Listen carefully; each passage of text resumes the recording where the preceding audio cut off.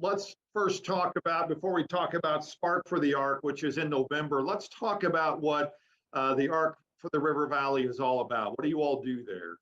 The Ark for the River Valley is all about people. It's about people with developmental disabilities and intellectual disabilities. Most of the people who come here are adults. We have a couple of 17-year-olds who come.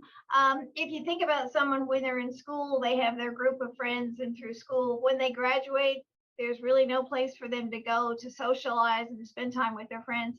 We do a lot of activities and educational programs, art. We do science. Today, they're just finishing up on bingo. And you see someone who gets a box of Whoppers from Dollar Tree and they're tickled to death, So the prizes are small, but the competition is pretty fierce. And we had a room full of people doing bingo today. And if you think about bingo, it seems like it's all fun and games, but they're learning and remembering letters and numbers and kind of keeping up with it. So there are some skills that come into play with it too. How do you get the clients, or how do they find you? They come from all over. We're doing a lot of outreach. I've been with the Ark for about 1.5 years, and we're doing a lot of outreach. And we have actually, probably in a week's time, we probably get 3 new members a week right now. So the Ark is definitely in a growth cycle right now.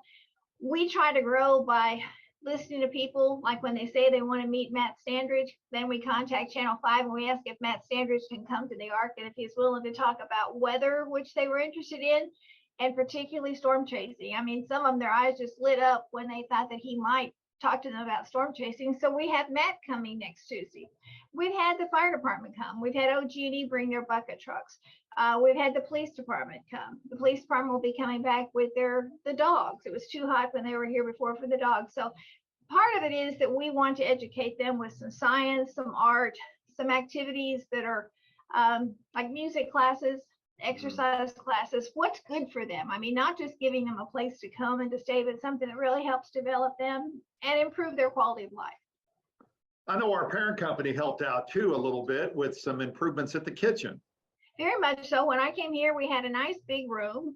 And the first time I ever talked to Eddie Lee Herndon, he's like, man, that room is just great. You can do a lot of things in that room. And I go, Eddie Lee, it's a great room, but we don't have a stove. So we didn't have a stove. We didn't have a dishwasher. Thanks to a grant from your parent company, we were able to get a new stove, and it's a dandy stove. I mean, it's like an air fryer convection, a nice stove. We also got a dishwasher, and we also got some new cabinets across the top, which give us more room for storage. So yeah, that kitchen has been a dream of mine since I got here, and we anticipate it being a gathering place for people. We don't cook a lot of huge meals, but we do cook a lot of for events and for little things. So yeah, we're just looking at being a meeting place for our people for a long time. Before we talk about being a partner with United Way, a lot of the things that you do does cost some money, and I know you do a lot of fundraisers. Talk to me about this Spark for the Ark. It sounds very interesting. Actually, we don't do a whole lot. We write a lot of grants, and we do get donations from corporations and from individuals. And then our members pay $15 a year, which doesn't even begin to cover the cost of what we do for them. So our biggest fundraiser of the year, and our only big fundraiser of the year, is the Spark for the Ark, and it's an annual car show. Last year we had it in September, and we had it at Central Mall, which was a great location. And we'll be having it again at Central Mall. But last year was just a little hot. It was in September. And I think as we started to organize it with the summer we had this year and those 100-degree days, we just couldn't get really excited about having it while it's still hot. So we're going to have it on November 5th. So on November 5th, we will have our car show, $25 a car. You can go online to our website. And I do want to mention we have a brand new, newly developed website, Ark for the River Valley. You can go on there and you can enroll your car, register your car. You can also pay for it online this year. So we're trying to make everything you try to do continuous improvements, and you just try to make things where it's more convenient for people to help support us. And there you got some really cool cars that come out to this thing. Oh, there's some cars. What I love about talking to the people who own the cars is the stories behind them.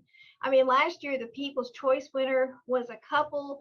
And I believe the lady's dad it was a Volkswagen Bug, a black Volkswagen Bug that was not modified a lot. Of course, some of you hardly recognize what it used to be, but this one had not been modified a lot. but it had been her dad's car. And her dad was ill, but he had kept this car for years. And I guess we all have the cars that we wish we'd have kept, but that we maybe didn't. But yeah, the stories that you hear about the cars, it's funny because some car collectors have the income and the means by which they can just see a car they like and buy it. Other people buy these cars, invest in these cars, the $200 and the $500 investments as they go. Either way, they're very proud of their cars. All right, let's talk about being a part of the United Way. Where do you think you would be without the United Way? In a world of hurt, in a world of hurt.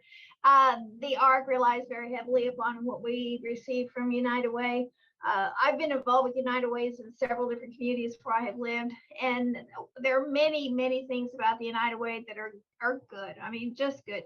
The accountability, kind of the peer review, the fact that you have people looking at you that help keep agencies. We want to be accountable anyway, but let's face it, if you're a United Way agency, it requires a higher level then of accountability. But we use the money, and we're able to parlay the money that we get from United Way with some other grants. And for a lot of our grants, we might put in that we will pay for 10%. So if we can get somebody else to pay for 90% of something, and we end up paying for 10% of it, and we're able to use some United Way funds there and with some donations, I mean, it's win-win, because you're taking the money and you're just magnifying it that much more. Absolutely. All right, Francie, thank you so much for joining us. Have fun November 5th. It should not be hot on November 5th. I hope if it is, I hope it's not snowing, and I hope it's not hot. Yeah. Thank you so much. You're welcome.